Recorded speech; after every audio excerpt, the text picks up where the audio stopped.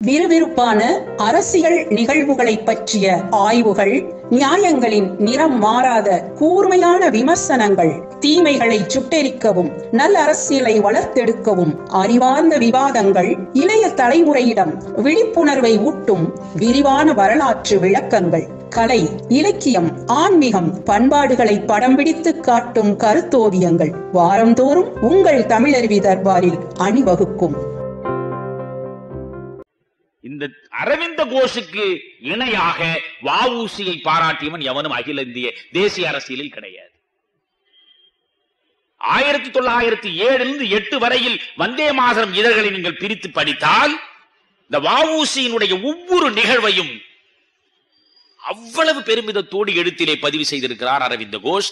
6 நாட்கள் நடந்தது, ஸ்ட்ரைக் வெற்றி பெற்றது.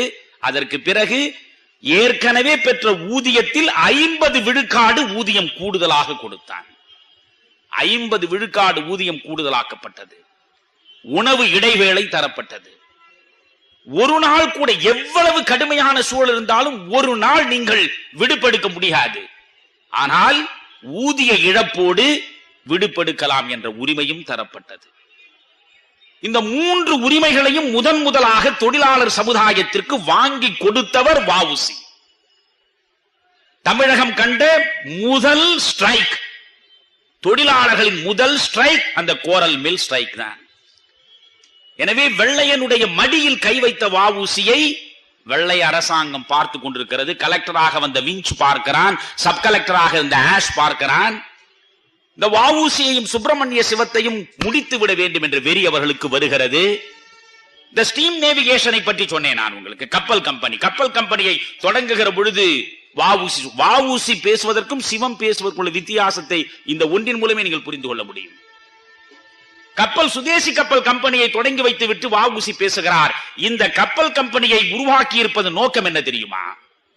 இங்கே இருக்கிற சுதேசிகள் அத்துணை பேரும் வெள்ளையன் கப்பலை புறக்கணித்து விட்டு இந்த கப்பலில் ஏற தொடங்கினால் வேறு வழி இல்லாமல் இங்கே வியாபாரம் குன்றி போய் மூட்டை முடிச்சுகளோடு வெள்ளைக்காரன் லண்டனுக்கு புறப்பட்டு விடுவான் என்று வ.உ.சி பேசுகிற பொழுது உட்கார்ந்து கேட்டுக் கொண்டிருந்த சிவம் சொன்னாராம், அது என்ன மூட்டை முடிச்சுகளோடு போவது?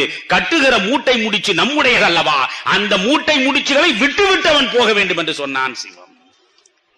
அப்படி கிளர்ந்து நடந்த நிகழ்ச்சி அவை. எனவே இந்த ஸ்டீம் நேவிகேஷன் மூலமாக நடந்த ஒரு புரட்சி, இந்த மில் வேலை நிறுத்தம், மேடைகளில் பேசி பேசி சுதேச கனலை மூட்டிக் கொண்டிருக்கிற சம்பவங்கள், இவற்றிற்கு ஒரு முற்றுப்புள்ளி வைக்க வேண்டும் என்று கருதுகிற நிலையிலேதான் விபின் சந்திர பாலர் விடுதலையான செய்தி வந்து சேர்ந்தது. சென்னையில் விபின் சந்திர பாலருடைய விடுதலையை கொண்டாடுவதற்கு பாரதி விழா நடத்தினான். பல்லாயிரக்கணக்கான மக்கள் அதிலே அணிவகுத்து ஊர்வலம் போனார்கள். ஒரு அசம்பாவிதம் நடக்கவில்லை. உணர்வு திரண்ட நிலையில் அங்கே உரை நிகழ்த்தப்பட்டது. எந்த விதமான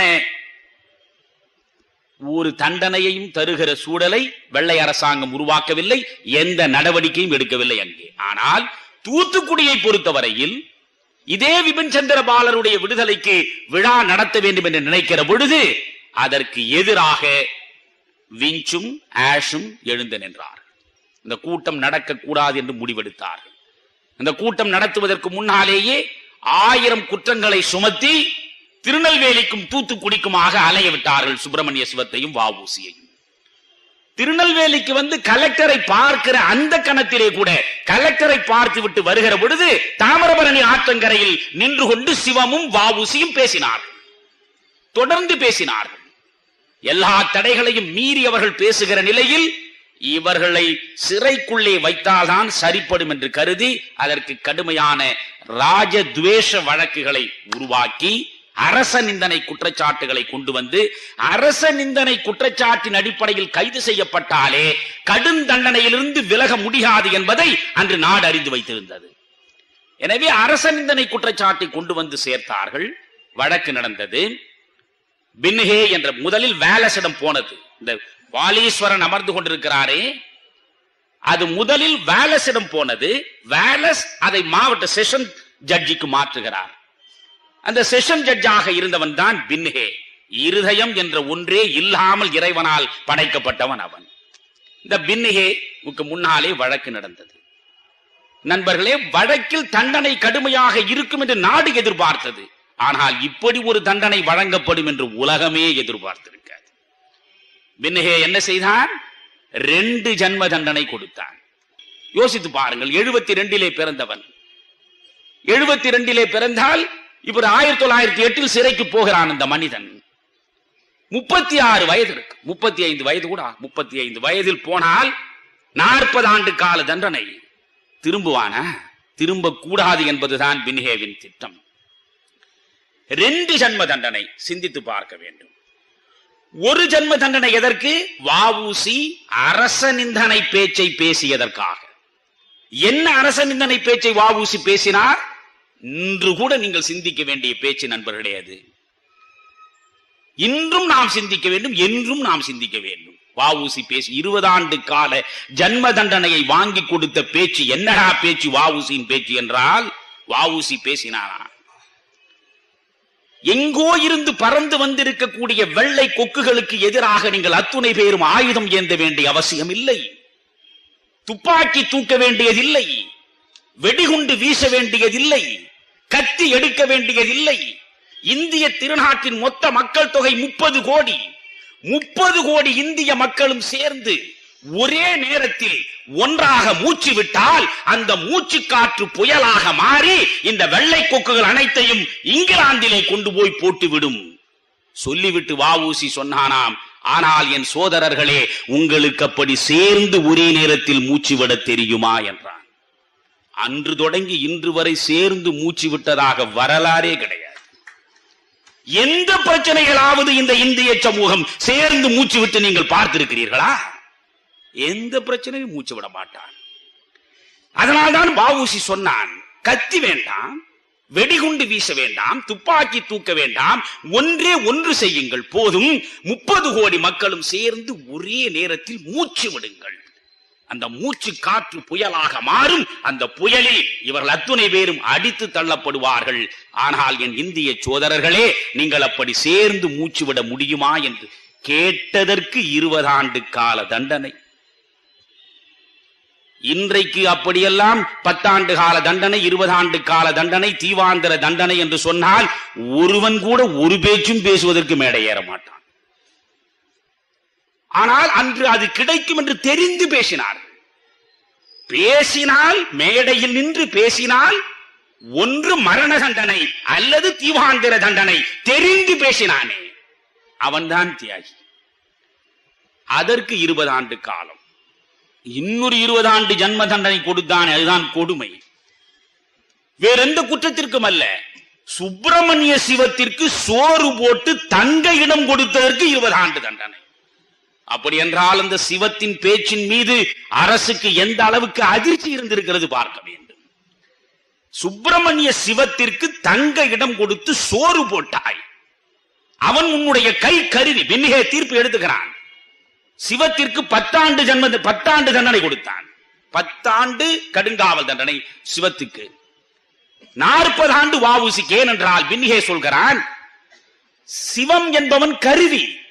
அந்த கருவியை வைத்துக் கொண்டு வெள்ளை அரசுக்கு எதிராக வீசி பார்த்தவன் வ.உ. சிதம்பரம் பிள்ளை.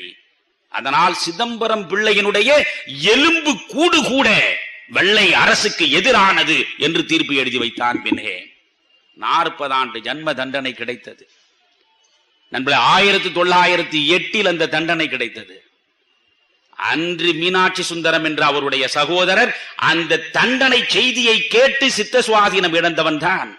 1943 இறக்கிறார். 35 ஆண்டு காலம் பைத்தியமாகவே இருந்து செத்து போனான். ஒரு மனிதனுடைய தியாகத்தை மட்டும் தனியாக பிரித்து பார்க்க கூடாது. ஒட்டுமொத்தமாக அந்த குடும்பத்தை யோசியுங்கள். 2.5 ஆண்டு காலம் கோவை சிறையிலே இருந்தார் வ.உ.சி. 2 ஆண்டு காலம் கண்ணனூர் சிறையிலே இருந்தார் வ.உ.சி. அந்த கோவை சிறையில் 2.5 ஆண்டு காலம் வ.உ.சி. இருக்கிற பொழுது அந்த குடும்பம் வாழ்வதற்கு ஊதியம் எங்கே? வாழ்க்கையை நடத்துவதற்கு வருவாய் எங்கே? எப்படி சிரமப்பட்டிருக்கும் அந்த குடும்பம்? கொஞ்சம் யோசித்து பாருங்கள். அந்த மீனாட்சி அம்மை எவ்வளவு சிரமங்களை அனுபவித்திருப்பார். அத்தனை சிரமங்களோடு கை குழந்தைகளை சுமந்தபடிதானே கோவை சிறைக்கும் கண்ணனூர் சிறைக்கும் மாறி மாறி போயிருப்பார். அந்த குடும்பமே அல்லவா, வஉசி என்கிற தனி மனிதன் மட்டும் இல்லையே, அந்த குடும்பமே அந்த தியாக தீயில் தன்னை ஆகுதியாக மாற்றிக் கொள்ளவில்லையா? அந்த தியாகம் இந்த தமிழ்நாட்டில் பாராட்டப்பட்டதா, நன்றியோடு போற்றப்படுகிறதா என்பதுதான் கேள்வி. இந்த 2 ஜன்ம தண்டனை கிடைத்தது, 10 ஆண்டு காலம் சிவத்திற்கு தண்டனை கிடைத்தது. தண்டனை என்ற செய்தி வந்ததுதான் நண்பர்களே, தூத்துக்குடியிலே இருந்து திருநெல்வேலி பாளையங்கோட்டை வரை தீப்பிடித்தது. திருநெல்வேலி நகராட்சி மன்றமே தீக்கிரையாக்கப்பட்டது. ஆவணங்கள் அனைத்தையும் கொண்டு வந்து கொளுத்தினார்கள். மண்ணெண்ணெய் கிடங்கு 3 நாள் எரிந்தது அணையாமல். அத்தனை அலுவலகங்களுக்குள்ளும் நுழைந்தார்கள், ஆவணங்களை கொண்டு வந்து கொளுத்தினார்கள், தந்தி கம்பங்களை வீழ்த்தினார்கள், தந்தி கம்பிகளை அறுத்தார்கள், தபால் ஆபீசுகளை சூறையாடினார்கள். வெறிபிடித்து அலைந்தது அன்றைக்கு வஉசிக்கு ஆதரவாக திருநெல்வேலி சீமை. துப்பாக்கி சூடு நடத்தி 4 பேர் செத்த பிறகுதான் அந்த கலவரம் அடங்கியது. அவ்வளவு ஒரு கடுமையான சூழலுக்கு இடையேதான் சிறைக்கு கொண்டு போகப்பட்டார் வஉசியும் சுப்பிரமணிய சிவமும். நண்பர்களே, அதற்கு பிறகு உயர் நீதிமன்றத்திற்கு வழக்கு போனது. இதில் என்ன கொடுமை என்றால் நீங்கள் புரிந்து கொள்ள வேண்டும். அப்பொழுது மின்டோ என்பவர் இந்தியாவின் வைஸ்ராயாக இருக்கிறார். மார்லி என்பவர் இந்தியாவினுடைய ராஜாங்க அமைச்சராக இருக்கிறார். லண்டனில் இந்திய ராஜாங்க அமைச்சர், இந்திய விவகாரங்களை கவனித்துக் கொள்கிற பிரிட்டிஷ் அமைச்சர் மார்லி. இந்த மின்டோ மார்லி சீர்திருத்தம் ஒன்று வந்ததே, இந்த மார்லி என்பவர் ராஜாங்க அமைச்சர். அந்த மார்லி மின்டோவுக்கு கடிதம் எழுதுகிறார். கடிதம் எழுதுவதில் இந்த பின்னிகேவின் தீர்ப்பை பற்றி குறிப்பிடுகிறார். மனித இனமே சகிக்க முடியாத அரக்கத்தனமான தீர்ப்பு இது. இது போன்ற தீர்ப்புகளின் மூலம் எழக்கூடிய கிளர்ச்சிகளை தடுத்துவிட முடியாது. இதற்கு மாறாக வன்முறை பரவும். இந்த மண்ணில் வன்முறையை வளர்த்தெடுப்பதற்குத்தான் பின்னிகே போன்ற மனிதர்களின் தீர்ப்பு உதவுமே தவிர இது கிளர்ச்சியை ஒரு நாளும் தணிவிக்கிற முயற்சி இல்லை. இதில் நான் மாறுபடுகிறேன் என்று இங்கே இருக்கிற மின்டோவுக்கு மார்லி கடிதம் எழுதுகிறார். அதற்கு பிறகு பின்ஹே இடமாற்றம் செய்யப்பட்டான். அவ்வளவுதான் நடந்தது. சரி, நான் என்ன கேட்கிறேன், 1908 சிறைக்கு போனார். உயர் நீதிமன்றத்திற்கு போனது. இந்த 40 ஆண்டு கால தண்டனை பிறகு 10 ஆண்டு கால தீவாந்திர தண்டனையாக மாற்றப்பட்டது. அதற்கு பிறகு பிரிவி கவுன்சிலுக்கு போனது. பிரிவி கவுன்சிலுக்கு போய் தீவாந்திர தண்டனை என்பது மாற்றப்பட்டு 6 ஆண்டு கடுங்காவல் தண்டனை என்று மாறியது. இந்த 6 ஆண்டு கடுங்காவல் தண்டனை வஉசிக்கு வழங்கப்பட்டது. இந்த 6 ஆண்டில் சிறையிலே இருக்கின்ற நல்லவனாக நடந்து கொள்வதில் இருக்கக்கூடிய பல்வேறு சலுகைகளில் குறைக்கப்படுகிற தண்டனை என்று பார்த்தால் 1.5 ஆண்டு கழிந்து 4.5 ஆண்டு உள்ளே இருந்தார்.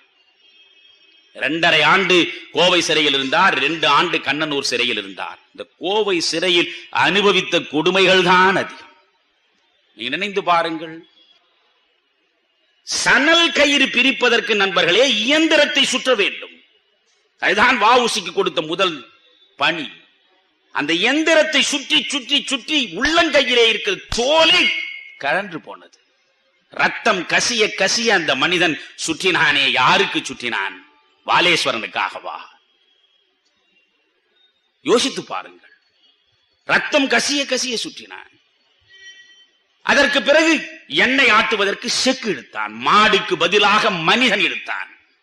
சிதம்பரம் பிள்ளை செக்கு எடுத்தான். கடும் வெயிலில் காலை முதல் மாலை வரை காண சகியாத உடனிருந்த சிறைவாசிகள் வெள்ளை அதிகாரி வருகிற போது மட்டும் நீங்கள் செக்கெடுத்தால் போதுமையா, மற்ற நேரங்களில் நாங்கள் செக்கெடுக்கிறோம், இதை எங்களால் சகித்துக் கொள்ள முடியவில்லையே என்று கண்ணீர் விட்டார்கள்.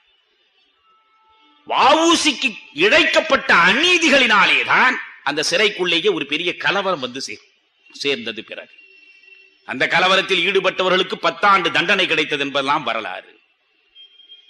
எனவே அந்த அளவுக்கு கடுமையான சிறை தண்டனைகளை அனுபவித்து விட்டு பிறகு கண்ணனூர் சிறைக்கு வந்த போது, கண்ணனூர் சிறையில் அப்படி இரக்கமற்றவன் எவனும் இல்லாததனால் முதல் 2.5 ஆண்டு கொடுமை கண்ணனூர் சிறையில் வஉசிக்கு இல்லை. நீங்கள் சேலம் சிறையில் சுப்பிரமணிய சிவம் கொண்டு போய் சேர்க்கப்பட்டான். சிவத்திற்கு கொடுக்கப்பட்ட சிவம் எப்படி குற்றரோகியானான்? நான் முதலில் சொன்னேன், போகம் செய்தால் தேகம் கெடும், உடலுக்குள்ளே இருக்கிற ஒவ்வொரு எலும்பும் எஃகாக இருக்க வேண்டும், ஒவ்வொரு நரம்பும் இரும்பாக இருக்க வேண்டும். இந்த நாட்டு விடுதலை பெறுவதற்கு நாட்கள் பல ஆகும், நீண்ட காலம் நான் வாழ வேண்டும் என்று அந்த உடலை அப்படி வைத்திருந்தானே. சிவம் பேசினால் சவம் எழுந்து நிற்கும் என்று சொன்னார்களே, அந்த சிவம் சேலம் சிறையிலே இருந்தான்.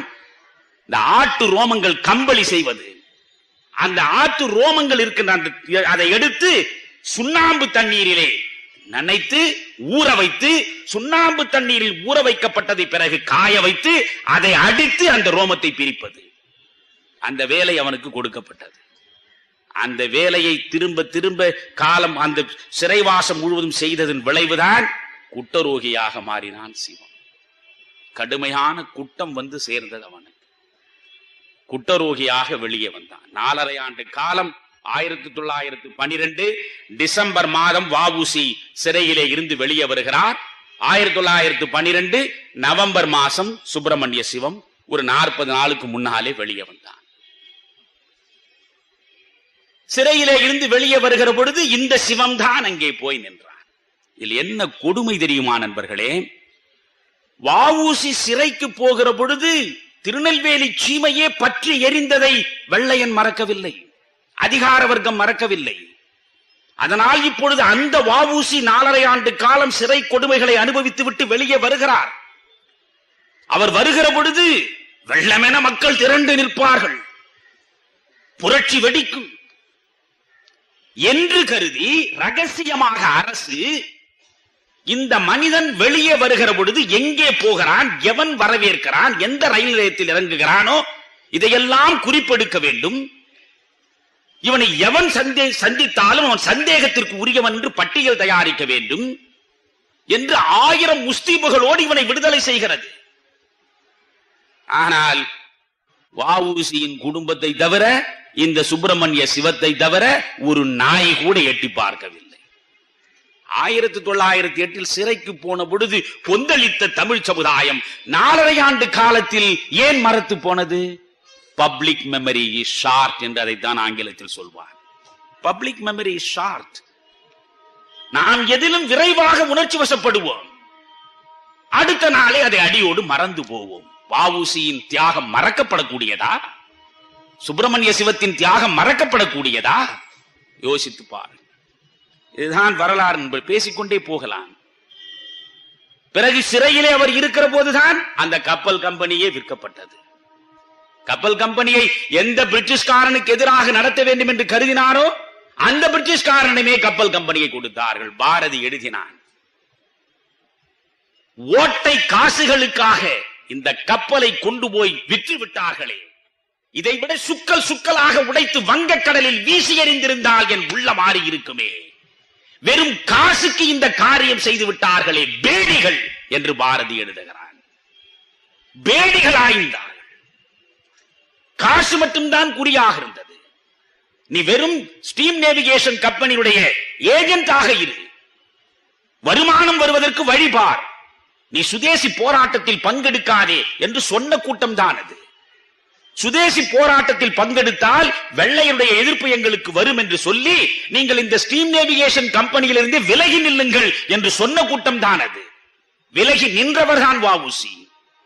அதற்கு பிறகு வீழ்ந்து போன நிலையில் மீண்டும் அதை எழச் செய்வதற்கு, ஐயா திரும்ப வந்து இந்த ஸ்டீம் நேவிகேஷனில் நீங்கள் ஏஜென்டாக இருக்க வேண்டும் என்று சொல்லுகிற பொழுது அப்பொழுதும் மான அவமானங்களை பற்றி கருதாமல் இந்த மண்ணின் பெருமைக்காக மீண்டும் அந்த பொறுப்பை ஏற்றவர்தான் வஉசி.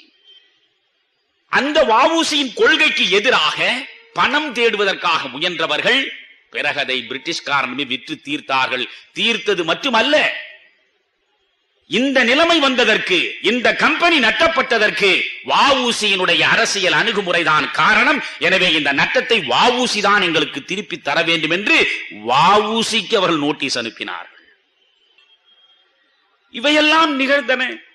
இவற்றையெல்லாம் மீறி வெளியே வந்தார். வந்தவருடைய அந்திமத்தை கொஞ்சம் நினைந்து பாருங்கள். அவர் தூத்துக்குடிக்கு போகவில்லை, சிறையிலே இருந்து வந்த பிறகு ஒட்டப்பிடாரத்துக்கு போகவில்லை. என்ன கருதினாரோ தெரியவில்லை, சென்னைக்கு போனார் குடும்பத்தோடு. சென்னைக்கு போனார். வழக்கறிஞராக அவர் இருக்க முடியாது என்று வழக்கறிஞர் சன்னத்தை வெள்ளை அரசாங்கம் பறித்து விட்டது. அவருக்கு தெரிந்தது வழக்கறிஞர் தொழில்தான். குடும்பம் நடந்தாக வேண்டும், பிச்சை கேட்டு வாழக்கூடியவனா மனிதன். மளிகை கடை போய் வைத்தார் அவர். நண்பர்களே, மளிகை கடை சிந்தாதிரிப்பேட்டையில் வைத்தார். மளிகை கடை அவருக்கு வியாபாரம், வாழ்க்கையை வியாபாரமாக நினைந்து பார்க்க தெரிந்திருந்தால் இந்த அவலமே வந்து சேர்ந்திருக்காதே. அவன் வேள்விக்காரன், வியாபாரி அல்ல. வியாபாரிகள் வேள்விக்காரர்கள் ஆக முடியாது, வேள்விக்காரர்கள் வியாபாரிகளாக வருவதற்கு வாய்ப்பும் கிடையாது. எனவே அந்த மளிகை கடை நடத்த முடியவில்லை. பிறகு பெரம்பூரிலே போய் உட்கார்ந்து கொண்டு மண்ணெண்ணெய் கடை வைத்தான். ஐயா, அவன் மண்ணெண்ணெய் கடை வைத்தான். வறுமையினுடைய அத்தனை கொடுமையும் அனுபவித்தான். வ.உ.சி. தன்னுடைய நிலைமையை ஒரு வெண்பாவிலே சொல்கிறார். நான் படிக்கிற பொழுதெல்லாம் ரணமாகி போகிறேன். தன்னுடைய கொடுமைகளை சொல்கிறார். வந்த கவிஞர்க்கெல்லாம் மாரியன பண்பொருளை தந்த சிதம்பரன் தாழ்ந்தின்று சந்தமில் வெண் பாச்சொல்லி பிச்சைக்கு பாரெல்லாம் ஓடுகிறான் நாச்சொல்லும் தோலும் நலிந்து.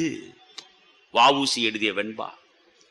தமிழ் கவிஞன் என்று சொல்லிக் கொண்டு என் வீட்டு வாசலை தேடி வந்தவனுக்கெல்லாம் மாரியை போல் மழையை போல் அள்ளி அள்ளி கொடுத்த நான் வறுமையின் கோர பிடிகளிலே சிக்கி சீரழிந்து வாழ்வதற்கு வகையற்று வழி தெரியாமல் ஒவ்வொருவனுடைய வாசற்படியும் ஏறி ஐயா எனக்கு உதவுங்கள் என்று நான் கேட்க கேட்க என் நாச்சொல்லும் என் தோலுமே நலிந்து போய்விட்டது என்று எழுதினான்.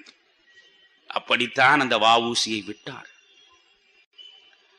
வ.உ.சியின் குடும்பம் வறுமையில் வாடிக்கொண்டிருக்கிறது. வ.உ.சி. சிறையிலே இருக்கிறார் என்று தெரிந்து நண்பர்களே, தென்னாப்பிரிக்காவிலே இருக்கக்கூடியவர்கள், தில்லையாடியிலே இருந்து தென்னாப்பிரிக்காவுக்கு போனவர்கள், வேதியப்ப முதலியார் என்று கருதுகிறேன். அவர் அங்கே கொஞ்சம் நிதி திரட்டி மகாத்மா காந்தி தென்னாப்பிரிக்காவிலே இருந்து இந்தியாவிற்கு திரும்புகிற பொழுது இந்த பணத்தை கொடுத்து ஐயா வ.உ.சி. குடும்பம் வறுமையில் வாடிக்கொண்டிருக்கிறது, அதனம் சேர்த்து விடுங்கள் என்று சொன்னார். ஆனால் அந்த பணம் வ.உ.சி. குடும்பத்திற்கு உரிய நேரத்தில் வந்து சேரவில்லை. அப்படி ஒரு நிதி திரட்டப்பட்டதே வ.உ.சிக்கு தெரியாது. பிறகு அந்த மனிதர் நிதி திரட்டியவர் தமிழகம் வருகிறார், வ.உ.சியை சந்திக்கிறார். நாங்கள் உங்களுக்கு நிதி திரட்டி கொடுத்தோமே, அந்த நிதி உங்களுக்கு வந்து சேர்ந்ததா என்றார். எனக்கு தெரியாதே என்றார். இல்லை, மகாத்மா காந்தியிடம் தான் நாங்கள் கொடுத்து அனுப்பினோம். பிறகு மகாத்மா காந்திக்கு கடிதம் எழுதுகிறார் வ.உ.சி.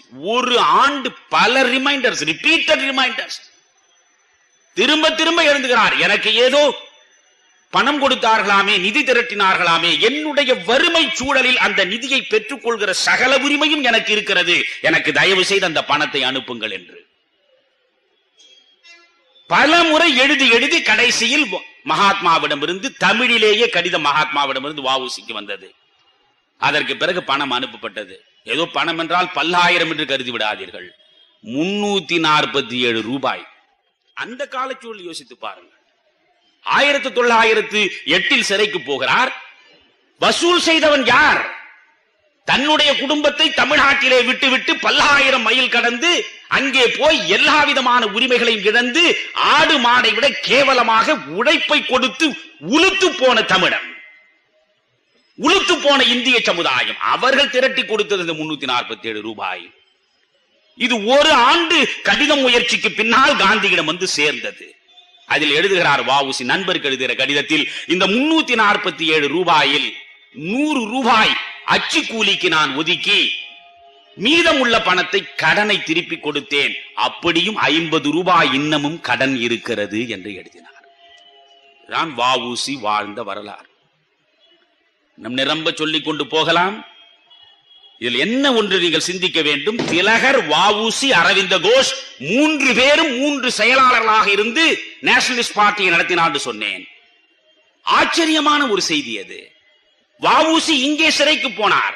ஏறக்குறைய அதே காலகட்டத்திலே தான் திலகர் எழுதிய ஒரே ஒரு கட்டுரைக்காக, கேசரியில் எழுதிய ஒரே ஒரு கட்டுரைக்காக 6 ஆண்டு காலம் பர்மாவில் மாண்டலே சிறையிலே வைக்கப்பட்டார். அவர் போய் 1914 தான் திரும்பினார். அதே காலகட்டத்திலே தான் அரவிந்த கோஷ் அலிப்பூர் சதி வழக்கில் குற்றம் சாட்டப்பட்டு அவரும் சிறைக்கு தள்ளப்பட்டார். ஒரே காலகட்டத்தில் 3 பேரும் சிறையில் இருந்தார்.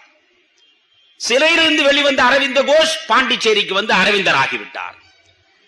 1914 6 ஆண்டு காலம் மாண்டலேவில் தனிமை சிறையிலே இருந்து அங்கேதான் கீதா ரகசியம் எல்லாம் திலகர் எழுதினார். முடித்துவிட்டு 14 இந்தியா திரும்புகிறார். அப்பொழுதுதான் தென்னாப்பிரிக்காவிலே இருந்து காந்தி வருகிறார். அதற்கு பிறகு கட்சி கைமாறி போகிறது.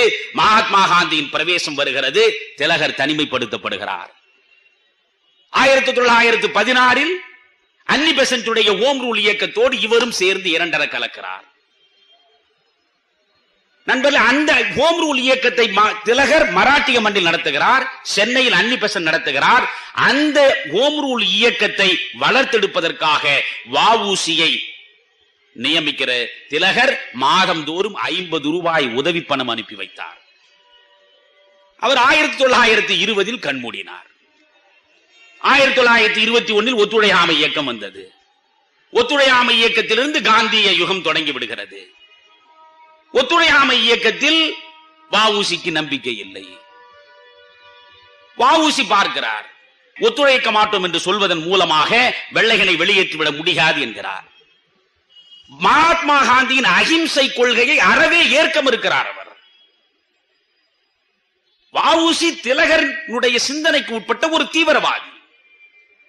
ஆஷ்துரை கடுமையாக இந்த வஉசியை நடத்தினான் என்பதற்காக சினவயப்பட்ட அந்த இளைஞன் வாஞ்சிநாதன் சின்னஞ்சிறு வயதிலேயே கைப்பிடித்த இளம் மனைவியை பற்றி கூட கருதாமல் ஆஷ்துரையை மணிகாட்சியில் சுட்டுக் கொன்றான் அல்லவா? 1911 அவன் சுட்டுக் கொல்லப்பட்டான். சிறையிலே இருக்கிறார் வஉசி. அந்த இடத்தில் வந்த மருத்துவ அதிகாரி சிறையிலே வஉசியை பார்த்து விட்டு சொன்னான், உனக்கு செய்தி தெரியுமா? ஆஷ்துரை இருக்கிறாரே, அவர் சுட்டுக் கொல்லப்பட்டு விட்டார், எவனோ ஒரு வாஞ்சிநாத் என்ற இளைஞனால். உடனே வஉசி சொன்னாராம், நல்ல செய்தி கொண்டு வந்தாய், நன்று என்று. அது நல்ல செய்தி என்று சொன்னார் அவர்.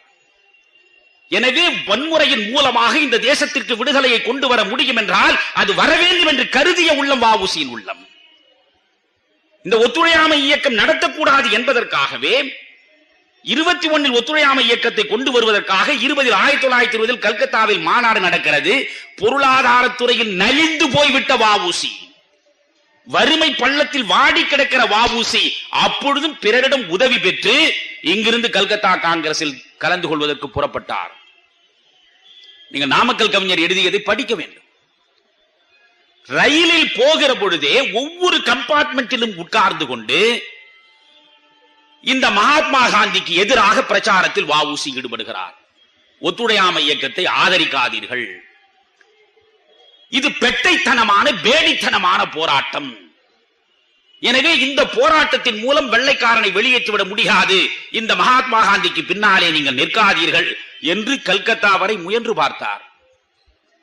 காங்கிரஸ் மாநாட்டிலும் முயன்று பார்த்தார், முடியவில்லை.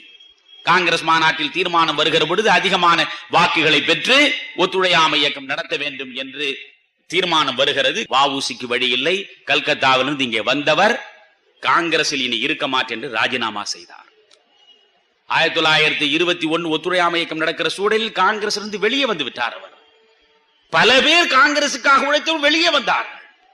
25 பெரியார் வெளியே வந்தார், வரதராஜன் நாயுடு வெளியே வந்தார், இப்படி ஒவ்வொருவராக வெளியே வந்தார்கள்.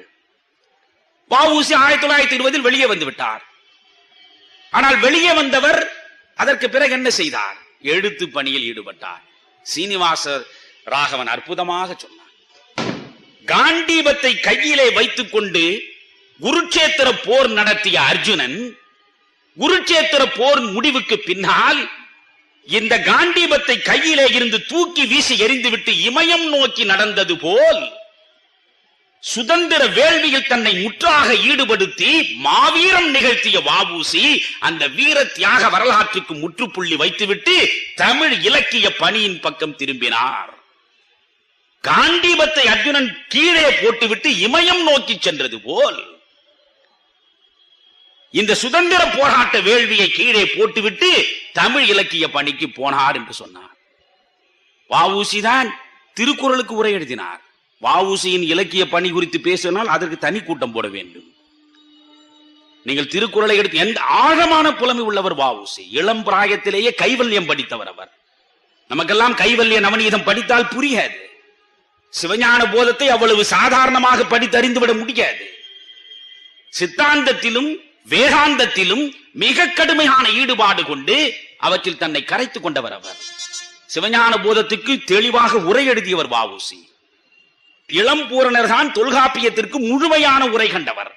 இந்த இளம்பூரணர் உரையில் தன் மனதை பறிகொடுத்து தொல்காப்பியத்தின் இளம்பூரணர் உரையை பதிப்பித்தவர் வ.உ.சி. உவே சாமிநாத ஐயரால் தமிழ் வளர்ந்தது என்றால், தாமோதரம் பிள்ளையால் தமிழ் பதிப்புத்துறை மலர்ந்ததென்றால், அந்த துறையில் தனக்குரிய சாதனையை நிகழ்த்திவிட்டு போனவர் வ.உ.சி. திருக்குறளுக்கும் உரை எழுதினார்.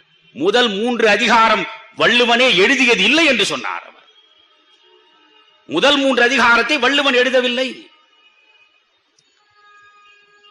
அதற்கு காரணங்களையும் அவர் எழுதினார்.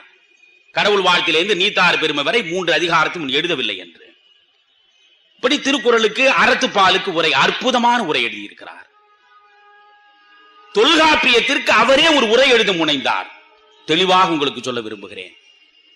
தொல்காப்பியத்திற்கு தானே உரை எழுதுவதற்கு முனைந்தவர் இளம்பூரணர் உரையை எல்லாம் படித்த பிறகு, சேனாவரையரையும் பேராசிரியரையும் நச்சினார்கினியரையும் இளம்பூரணரையும் படித்த பிறகு, ஐயோ இப்படியெல்லாம் அற்புதமாக உரை எழுதி வைத்திருக்கிற இந்த தொல்காப்பியத்திற்குள்ளே நாம் கை வைக்க கூடாது, நமக்கு அந்த அருகதை இல்லை என்று அந்த தொல்காப்பியத்தை பதிப்பிப்பதற்கு முனைந்தாரே தவிர உரை எழுதுவதை விட்டுவிட்டார்.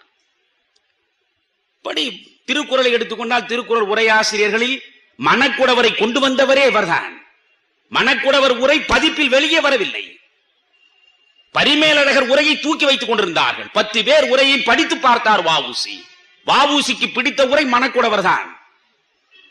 பிராமண சார்போடு பரிமேலழகர் பல இடங்கள் எழுதியிருக்கிறார் என்று பார்த்து 76 குறள்களில் பரிமேலழகருக்கு எதிராக மாறி எழுதினார் அவர். மணக்குடவர் உரையை அவரே பதிப்பித்தார். இப்படி இலக்கிய பணியை செய்தார். 7 ஆண்டு காலம் 1927 மீண்டும் காங்கிரசிலேயே வந்து சேர்ந்தார். வேற எங்கு போவார் அவர்? சேலத்தில் நடைபெற்ற 1927 காங்கிரஸ் மாநாட்டிற்கு அவர்தான் தலைமை ஏற்றார். அதற்கு பிறகு ஒன்றும் காங்கிரஸ் அவரை கொண்டாடவில்லை. 1936 செத்து போனார். இந்த 9 ஆண்டு காலத்தில் காங்கிரஸ் அவரை கொண்டாடியதா? காங்கிரஸ் அவர் வழி நடந்ததா? கிடையாது. பிராமண ஆதிக்கம் தான் இருந்தது. அதனால் என்ன செய்தார்? அவரும் கொஞ்சம் தடம் மாறினார். வ.உ.சி. பிராமணர் அல்லாதார் மாநாட்டிலே போய் நின்றார். மதுரையில் நடந்த பிராமணர் அல்லாதார் மாநாட்டிற்கு வந்தார். கோவையிலே நடந்த பிராமணர் அல்லாதார் மாநாட்டில் கலந்து கொண்டார். பிராமணர் அல்லாதார், ஒன்று புரிந்து கொள்ள வேண்டும், பிராமணர் அல்லாதார்களுக்காகவே ஜஸ்டிஸ் பார்ட்டி நடத்தி கொண்டிருந்தார்கள். அந்த ஜஸ்டிஸ் பார்ட்டியின் நோக்கம் என்ன? பிராமணர் அல்லாதாருடைய உரிமைகளை பாதுகாப்பது என்று சொல்லிக் கொண்டு பிரிட்டிஷ் அரசாங்கத்திற்கு ஆதரவாக இருந்தது. வ.உ.சி. என்ன செய்தார்? பிராமணர் அல்லாதாருடைய உரிமைகளையும் பாதுகாக்க வேண்டும், அதே நேரத்தில் பிரிட்டிஷ் அரசாங்கத்தையும் எதிர்த்து நிற்க வேண்டும். நீதி கட்சிக்கு அவரை இழுக்க முனைந்தார்கள். பிரிட்டிஷ் அரசுக்கு சாமரம் வீசுகிற அந்த நீதி கட்சிக்குள்ளே நான் வந்து நிற்க மாட்டேன். ஒரு ஜாதியின் பெயரால், ஒரு மதத்தின் பெயரால் பேதங்களை வளர்த்தெடுக்கக்கூடிய எந்த அமைப்புக்குள்ளும் நான் வரமாட்டேன். ஆனால் நீதி கட்சியிலே இருக்கிற பிராமணர் அல்லாதார் அத்துணை பேரும் காங்கிரசுக்குள்ளே வந்து சேருங்கள். காங்கிரசுக்குள்ளே இருக்கிற பிராமணர் அல்லாதார் அத்துணை பேரும், நீதி கட்சியிலே இருக்கிற பிராமணர் அல்லாதார் அத்துணை பேரும் வந்து சேர்ந்து பெரும் சக்தியாக மாறுவோம், வெள்ளையனை எதிர்த்து போராடுவோம், காங்கிரஸை நம் கையில் வைத்திருப்போம் என்று முயன்று பார்த்தார். முடியவில்லை. முயன்று பார்த்து தோற்றார். காந்திய யுகத்தோடு தன்னை ஈடுபடுத்திக் கொள்ள முடியவில்லை. அன்னி பெசன்ட்டோடு தன்னை சமரசப்படுத்திக் கொள்ள முடியவில்லை. அன்னி பெசன்ட்டை கடுமையாக எதிர்த்தார் அவர். சுப்பிரமணிய சிவாவும் வ.உ.சியும் அன்னி பெசன்ட்டுக்கு எதிராக எழுதிய எழுத்துக்களை எல்லாம் நீங்கள் படித்து பார்க்க வேண்டும்.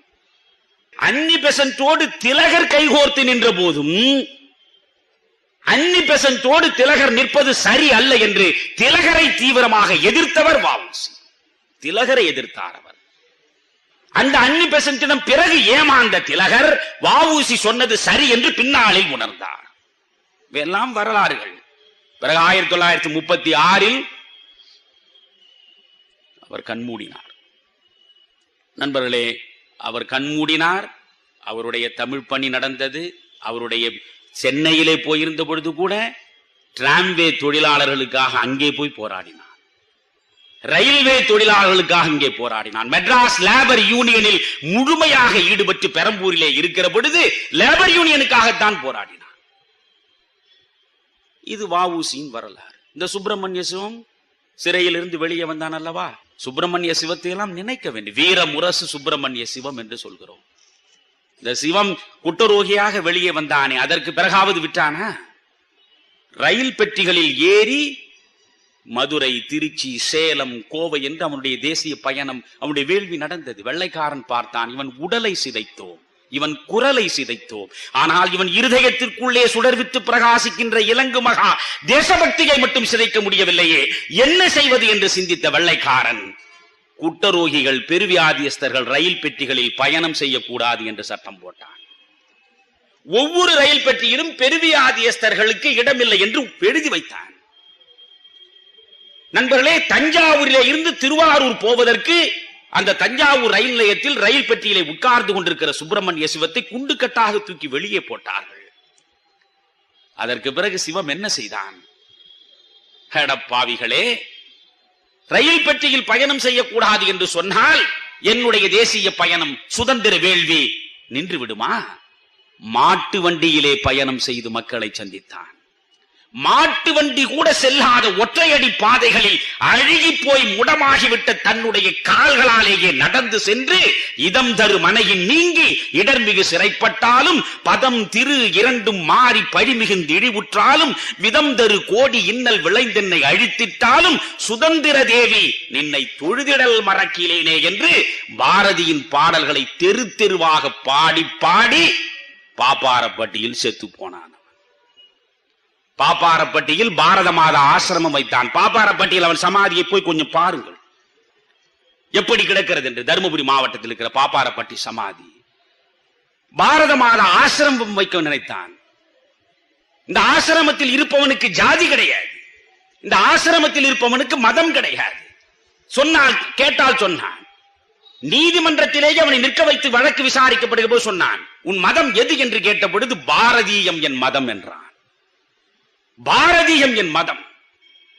உன் கடவுள் யார் என்று கேட்டால் பாரத மாதா என்னுடைய தேவதை என்றான். பாரதீயத்தை மதமாகவும் பாரத மாதாவை கடவுளாகவும் வைத்து பாரத ஆசிரமத்தை வைத்தான். சித்தரஞ்சன் தாஸ் தான் வந்து அதை அடிக்கல் நாட்டி விட்டு போனார். அப்படியே கிடக்கிறது அது. சுப்பிரமணிய சிவம் கடைசி நண்பர்களே குட்டரோகி. அவன் குட்டரோகிக்கு எவ்வளவு உடல்நிலை எப்படி இருக்கும் என்று உங்களுக்கு புரியும். கடுமையான காய்ச்சல் அடிக்கடி வரும். அப்படிப்பட்ட நிலையிலும் அவன் நடத்தினான் ஞானபானு என்ற ஒரு அற்புதமான பத்திரிகை, மிக அற்புதமான ஞானபானு பத்திரிகை. சமஸ்கிருதமே இல்லாமல் பிறமொழி சொற்களே பெய்யாமல் தனித்தமிழில் எழுதுபவனுக்கு 5 ரூபாய் அன்பளிப்பாக தரப்படும் என்று முதலில் சொன்னவன் அவன்தான்.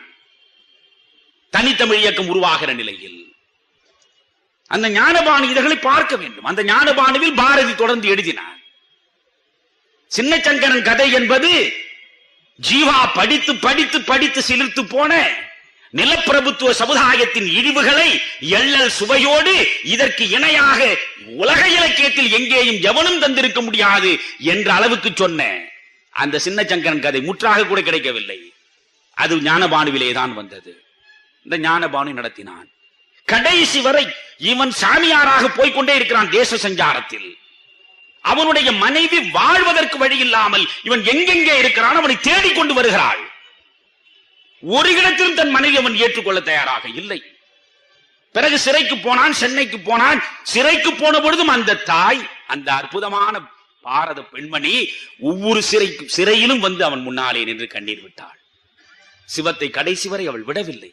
தன்னை மறுதலித்து விட்டு போனவன், மனமுடித்தவன், மனைவிக்கு செய்ய வேண்டிய கடமைகளை கிஞ்சித்தும் கருதாமல் ஓடி போன ஒரு மனிதனுக்கு பின்னாலே தேடி போக வேண்டும் என்று கருதாமல் தேடி தேடி போனாள்.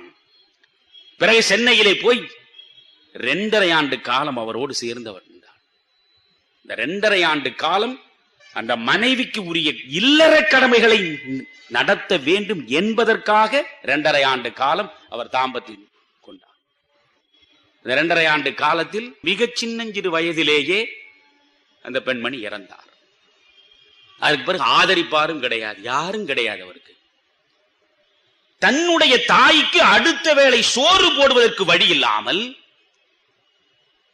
கொஞ்சம் மண்ணெண்ணெயை கொண்டு வந்து கொடம்மா எங்கிருந்தாவது என்று அந்த தாயிடம் கேட்டு மண்ணெண்ணெய் கொண்டு வந்து ஒரு விளக்கிலே ஊற்றி இரவு முழுவதும் அவர் எழுதினார். விடுகிற வரை எழுதினார். விடுகிற வரை அந்த குட்டரோக கையில் அதற்கு மேல் எழுத முடியவில்லை. அதை கொண்டு போய் ஒரு நண்பரிடம் கொடுத்து ராமகிருஷ்ண பரமஹம்சரை பற்றி 50 ரூபாய் அவன் கொடுத்த பணத்தை எடுத்து கொண்டு வந்து அன்றைய வயிற்றுப்பாட்டுக்கு வழி தேட முனைத்தார். தருமபுரியில் சின்னமுத்து முதலியார் என்ற ஒருவர் இருந்தார். அவர்தான் சுப்பிரமணிய சிவத்திற்கு அவ்வப்பொழுது காசு கொடுத்து உதவியவர். சென்னையிலே இருந்து கடைசியில் அவர் சின்னமுத்து முதலியாருக்கு எழுதுகிறார், நண்பனே, அந்த கடிதம் படித்தான் நான் அழுது விடுவேன் நண்பர்களே. சின்னமுத்து முதலியாருக்கு அவர் எழுதுகிறார், நண்பனே, என் உடல் பொருள் ஆவி அனைத்தையும் அர்ப்பணம் வாங்கி கொண்ட இந்த தமிழ் பூமி, என் உடலை, என் பொருளை, என் ஆவியை அர்ப்பணம் வாங்கி கொண்ட இந்த தமிழ் பூமி, காய்ச்சலில் நான் நோயுற்று கிடக்கிற பொழுது மருத்துவ உதவி கூட செய்வதற்கு முடியாமல் இந்த தமிழன் என்னை நிராகரித்து விட்டானே. புலம்பி எழுதினார் அந்த சின்னமுத்து முதலியாருக்கு. அதுக்கு பிறகு அவர் சாவதற்கு முன்பு இங்கே மதுரைக்கு தான் வந்தார். மதுரையில் இருக்கிற பொழுதே கடுமையான காய்ச்சல் வந்து விட்டது. அப்படி கடுமையான காய்ச்சல் அவருக்கு வந்த பிறகு இங்கேதான் ஒரு சுந்தரம் என்ற ஒரு மனிதன் இருந்தார். சௌராஷ்டிர குடும்பத்தில் சேர்ந்தவன், திருமலை மகாலுக்கு பக்கத்திலே வாழ்ந்தவன். அந்த சுந்தரம் அவனும் இளமையில் படிக்கிற பொழுதே குட்டம் வந்து விட்டது அவனுக்கு. அதுக்கு பிறகு அவன் வீட்டை விட்டான், படிப்பை விட்டான், தேசாந்திரி ஆனான், தேச சேவையில் தன்னை ஈடுபடுத்திக் கொண்டான். அவன் சிவத்துடைய பேச்சை கேட்டான். பிறகு வாழ்நாள் முழுவதும் சிவனுக்கு சீடனாக வந்து சேர்ந்தான். 2 குட்டரோகிகளும் ஒன்னாக சேர்ந்து